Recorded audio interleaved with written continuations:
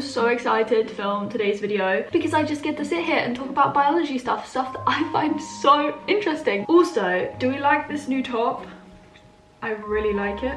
Love it, in fact. Hey guys, welcome back to my channel. Welcome to today's video. So, as you can tell from the title, I'm just going to be talking about biology in this video. And considering that I love biology and the subject and science, I think it's quite surprising that I haven't done this sooner. I'm quite nervous and apprehensive to do this because I've never sat down in a video and simply talked to you guys about biology. So you have to let me know if you like this video. Do you want me to do it again? Yeah, if you do enjoy it though and you find it useful, definitely give it a thumbs up. And yeah, subscribe if you potentially want to see more of these videos. And also I need to say this video is sponsored by Brilliant, which is honestly an amazing sponsor for this video. But I will talk to you more about Brilliant a bit later in this video. Okay, so I kind of thought about what I wanted to talk about in this video because there is so much I could talk about. Like, I've learned so much throughout my undergrad degree and now during my master's, but I decided to try and focus on 3 things for this video. And the first thing I'm going to talk about is something to do with cancer biology. It's to do with the treatment of cancer. If this is a sensitive topic for you, I will leave timestamps below so you can skip this. We're going to talk about a form of cancer therapy that has recently come to the fore and is being used to treat a lot of cancer patients now. It's immunotherapy. You may have heard of immunotherapy, you may not have heard of immunotherapy, but what I can tell you first of all is it's so cool and I am fascinated by this, and it has made huge breakthroughs over this past like decade. Cancer therapy has literally been revolutionized by immunotherapy. So we obviously have like standard therapies like chemotherapy that most people have heard about, radiotherapy, surgery. If you have non-metastatic disease, so cancer that hasn't spread around your body, surgery remains like gold standard as cure. And then we have like more personalized treatments nowadays, but immunotherapy is changing the way we treat cancer. So what is immunotherapy? We should maybe start with that. It's essentially a means through which we either use the immune system, so our own immune systems, or we enhance our immune system to basically kill cancer cells. And one of the most amazing things with immunotherapy is that patients that were once refractory to like all treatments, so nothing is working in these patients. For example, metastatic melanoma has really benefited from immunotherapy. Patients that once could not be treated can now receive immunotherapy, and some of them reap really durable and long-term responses. Like, they will be cancer-free for a very long time. The downside is that not everyone will respond to this, but as I said, in the patients that do respond, they get really durable and sustained responses. Okay, so that's immunotherapy. There are loads of different types of immunotherapy, but before we talk a bit about one specific type of immunotherapy that I wanted to mention, I wanted to talk a bit about like cancer and the immune system. Like, how does it work? You know, we all know our immune system. It protects us from like infectious agents and diseases, you know, like the virus that's going around. But we now know that our immune systems are able to recognize and destroy cancer cells. This was a really controversial idea for a very long time. A lot of people thought that the immune system was not involved in cancer. And one of the main reasons was because, you know, cancer cells, they derive from normal body cells, self cells. So how does our immune system recognize our self cells as foreign? Because our immune system has to recognize what's self and what is non-self. And it also has to say, okay, is this dangerous or is this not dangerous? And it has to make those distinctions in order to respond in a normal, healthy way. Like people that get autoimmune conditions, that is when that self and non-self distinction breaks down. But what we now know is that, yes, the immune system does recognize cancer cells. And the reason why that happens is because cancer obviously takes a very long time to progress, but it's accumulating lots of genetic and like epigenetic changes. That means they become so different from self. Our immune system is like, wait a minute, that's not me. Like, that looks so different now. I need to respond and get rid of it. Okay, so I hope this is making sense so far. We've got immunotherapy as this new form of therapy that's going to harness the immune system, and then we've got the reason why the immune system recognizes cancer cells in the first place. Okay, the next thing, as I said, is I want to talk about a specific type of immunotherapy. The one I want to focus on is checkpoint blockade. It's called immune checkpoint blockade. And this form of immunotherapy, people often refer to it as being, you know, us releasing the brakes on our immune system. So essentially our immune system, our immune responses, they have to be very, very, very tightly controlled. So when you get an infection, your immune system has to respond, and then it has to dampen down again, because if your immune system is constantly like active, then your body would be rampant with autoimmune disease, right? So we don't want that. We want an immune response, and then we want it to decline at the end. When we have this tumor growing and the immune system is responding to those cancer cells, because as I said, they're recognized as foreign now, the immune system is going to be active against that tumor, but then the response is going to dampen down, because as I said, we need that negative feedback to shut down the immune response. Cancer is really, really complex as well. We're not going to get into those details, but it does actively dampen the immune response as well. But essentially what I'm trying to say is that the immune response gets negatively regulated, it gets dampened down, so now it can't really attack the tumor cells as effectively. And so with immune checkpoint blockade, what we're trying to do, we're trying to block that negative feedback or that negative regulation. If you inhibit something that is inhibitory, you get activation, and so that's why it's called unleashing the brakes on the immune system, because the immune system was put on pause. With immune checkpoint blockade, we're trying to release those brakes and, you know, allow the immune system to now attack the cancer cells again. Does that make sense? I hope that made sense. As I said at the start, not everyone responds to immunotherapy. And so what we're trying to do at the moment is distinguish between patients that will respond and those that won't respond. So this requires what are called predictive biomarkers, so something that is going to predict the response to a therapy. One that I think is quite promising, it's not perfect at all. There is like a very clear correlation between the number of mutations in a cancer cell and the response rate to immunotherapy, so the clinical response. And so it's a positive correlation, so the more mutations you have, the more likely or the better the clinical response will be. And that makes sense, right? Because what I said at the start is cancer accumulates these genetic changes, which are changes in the DNA. If you have more of those, then the cancer cell will look more different to the self cell, and so the immune system, you know, is better able to respond to it. So looking at specific types of cancers, for example, melanoma, which I mentioned before, melanoma has a lot of mutations, and that's because melanoma, you know, is caused by exposure to UV sunlight. UV rays cause DNA damage. Another cancer that stands out is like lung cancer, non-small cell lung cancer. These tumors also have a lot of mutations because, you know, they're caused by exposure to tobacco smoke and other carcinogens that are mutagenic. They cause mutations. As I said though, this correlation is far from perfect. One that you can see on this graph, for example, is Merkel cell carcinoma. So this is caused by a virus, and we think that even though the tumor overall doesn't have many mutations, because it is caused by a virus, they are very immunogenic, meaning that they trigger a potent immune response. That's why these tumors also have a good response rate, so they don't really fit the trend. Whoa. Okay, so we're gonna take a bit of a breather break, and so we're just gonna talk about today's sponsor of the video, and as I said, it's Brilliant. I've spoken about Brilliant on my channel before, but it's essentially a platform with courses in STEM subjects, and it is a community of 8 million plus learners. Brilliant is essentially trying to make your STEM subjects, so maths, science, engineering, more accessible and enjoyable to everyone, and that is basically what I'm trying to do as well in this video. I'm trying to convince you that STEM subjects and science is so cool. Anyone can learn about this stuff. I am obviously a biology geek, right?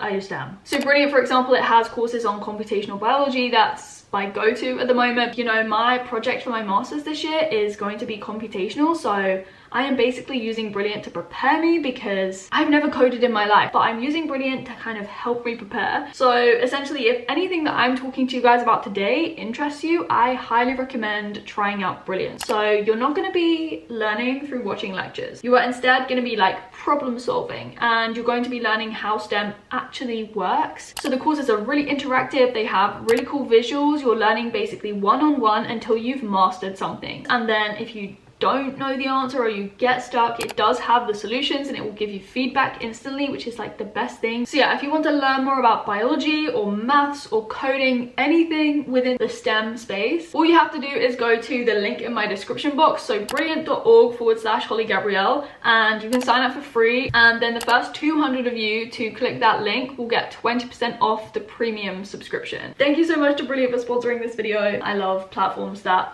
teach others about science because I think we should all know more about science. I am so dry right now. I need to get some water before we continue. One sec, be right back. Okay, so let's talk about DNA sequencing. So DNA, everyone knows DNA, you know, all of our cells have DNA. It basically makes you you. It tells your cells and your body what to do, what to make. DNA sequencing, in a very simple way, means that we're reading our DNA. We're reading that code. The DNA language is in the form of bases. We have 4 bases, A, T, C, and G. So for example, someone's code might go A, A, T, C, C, G, G, G, G, G, A, T, A, blah, blah, blah, right? You get it? DNA sequencing is just reading that code. It's like reading a book. This is like one of my favorite facts. I don't know why, but 2 meters of DNA, which is not even this length, but there is 2 meters of DNA inside every single cell, and that is essentially 6 billion base pairs. So to sequence a whole genome, you need to sequence all of those 6 billion base pairs. And this graph is essentially showing time against the cost of sequencing. So there is a straight line, the gray line, that was the prediction for the cost of sequencing over time. They thought that it would fall kind of in a linear manner, but if you can see the green line, that is what actually happened. Up until 2007, we were sequencing genomes with a method called Sanger sequencing, or chain termination, and it was discovered by a scientist called Fred Sanger, who was at Cambridge. Lots of buildings in Cambridge are named after Sanger, so you'll see the Sanger Institute, the Sanger building, it's everywhere basically. But yeah, Fred Sanger invented this method of sequencing. It was very accurate, but it couldn't sequence like big genomes, like it could not sequence the whole human genome very easily, and so we needed newer methods basically that were called higher throughput methods, which basically mean you can sequence a lot more DNA. And in 2007, that is when these newer technologies started to emerge. They were called next generation sequencing technologies, or NGS, and one in particular that is most commonly used even now is Illumina. And basically in 2007, the price therefore drops like rapidly. It declines exponentially with these new next generation sequencing technologies. We also now have what's called 3rd generation sequencing technologies. We're now therefore in this era called the $1,000 genome era, and I'm gonna sneeze. Hay fever. It basically means that genomes can now be sequenced for near to $1,000. I don't think it's quite $1,000 yet. It's a bit more expensive than that, but that has been a huge step. That is why we had that really sharp decline in 2007. It then has plateaued again. It's like leveled off. That is because, you know, next generation sequencing technologies have kind of hit their limit, and we've introduced 3rd generation sequencing technologies, but they still need improving. The most interesting thing I think that is relevant now is this 3rd generation technology for sequencing genomes called nanopore sequencing. It was commercialized by a company called Oxford Nanopore Technologies. One of the really cool things is that it can be made portable and it can be miniaturized. I think the names are really cute, but they basically have a MinION, which is where you can sequence using just a USB stick, and then they have this thing called the Smidge ion, where you can sequence using like phones or smartphones, so you can like sequence in real time. And this is why it was used in the Ebola outbreak, and it's now being used in the pandemic now, the COVID outbreak, to sequence new viral strains and to see how the virus is mutating and evolving over time. So yeah, that's why nanopore is really cool. I mean, it needs to be improved. It's not as accurate as we'd want it to be. I don't know where biology and this stuff is going to go in the future, but can you imagine like sequencing your genome with your iPhone? I don't know if that's what the future is going to hold, but that's just really cool. The final thing I wanted to talk about is kind of linked to viruses, and if you are male and you're watching this, then this doesn't really apply to you, but you can still listen to it and it still is going to be interesting and worth knowing, I would hope. But I'm going to talk about essentially cervical cancer, human papillomavirus, HPV, and cervical screening. So it's quite a taboo subject, but I really wanted to talk about it because I'm 23, and when I hit 25, because in the UK we have a screening program, I will be invited to screen for cervical cancer. I will go and get a smear test, and don't get me wrong, it really scares me, but it's worth understanding what actually happens in that screening process, and, you know, understand a bit of the biology behind it so that it's not so scary. We also have vaccinations in the UK and stuff, but I wanted to talk about the screening program. So cervical cancer, it is cancer of the cervix, and the interesting thing with cervical cancer is that the majority of cases, near to 100% of cases, are caused by infection with human papillomavirus, HPV. HPV can cause other forms of cancer. It's important to know that, like other anogenital cancers, head and neck cancers and stuff,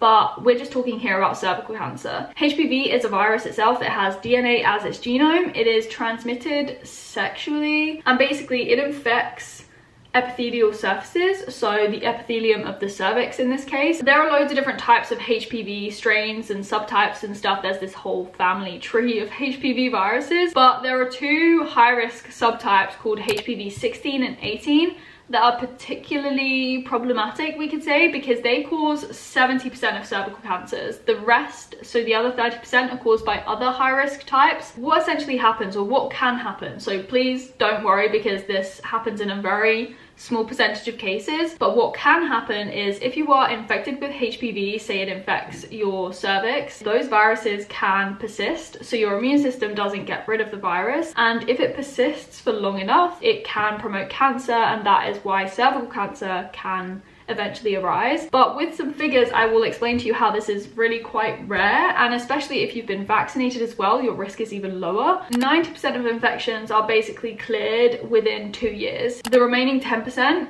will not be cleared within 2 years, and they will go on to persist, and it's about 1% of the persistent cases that will go on to develop cervical cancer, so it's a very small proportion. So now, getting onto the smear test, I wanted to try and explain what a smear test is trying to do. A screening program is trying to essentially diagnose cancer early, and so if you diagnose something early, there is a chance that you can get rid of it, or you know, your treatment prognosis will be better. So cervical cancer screening is trying to look for cervical cancer or HPV infection early on. Females between the ages of 25 and 64, as they said in the UK, they are screened every few years. It changes, like it starts off being every 3 years and then it goes to every 5 years. We essentially get screened, so I will be in the next 2 years invited for the first time.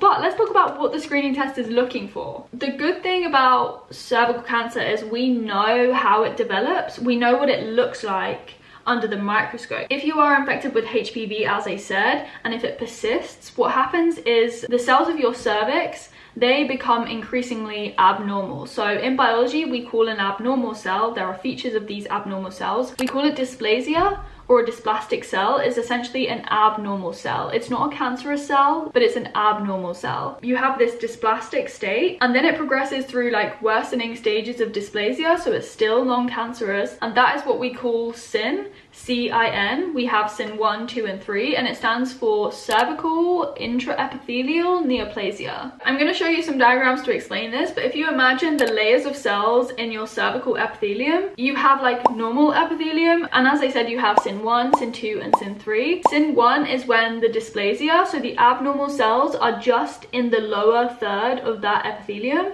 and then CIN 2 is that we have now 2/3 of the cells are dysplastic, so abnormal, and then CIN 3 is when all the cells are basically abnormal. And that CIN 3 is at highest risk of progression to metastatic cervical cancer. Those cells will now become cancerous. They will start to locally invade, and then they might spread around the body, and that is what we call metastasis in cancer, when it spreads to other sites, and that is, you know, squamous cell carcinoma of the cervix. When you have a cervical kind of smear test, there are certain cellular changes that we will look for, and they are indicative of abnormal cells or dysplasia. I don't know exactly how a cervical smear test is done, to be honest with you, but I know that they're looking for histological changes under a microscope. They're looking for these cells in particular called koilocytes. On this diagram, the purple kind of blobs are the cell's nuclei, so the nucleus of the cell, and in an abnormal dysplastic cell, that nucleus normally enlarges and it stains a darker purple, and what makes it a koilocyte in particular is this kind of halo effect. So you have the nucleus that is purple,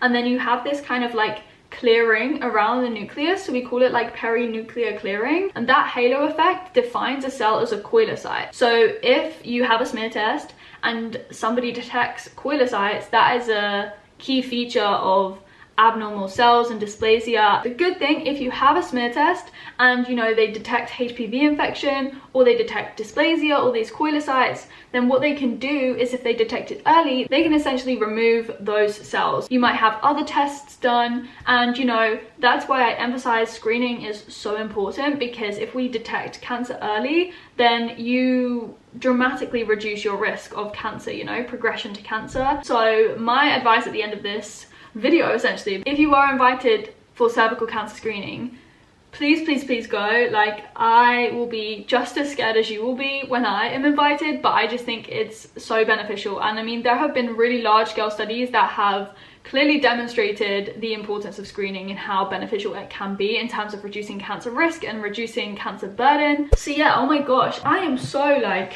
wow, I thoroughly enjoyed myself. I really hope it like made sense. I didn't talk too fast. Please let me know, as I said at the start, if you want me to do more of these videos, if you have any particular topics that you want me to talk about. So yeah, please give this video a thumbs up if you enjoyed it, comment down below, subscribe, hit the bell, the usuals. And yeah, if you want to check out Brilliant as well, the link is in my description box. So yeah, that is me done for the day, I think, with this video. As always, I will speak to you very soon in another video, and yeah, I hope this video has at least convinced you that biology is really cool. Bye!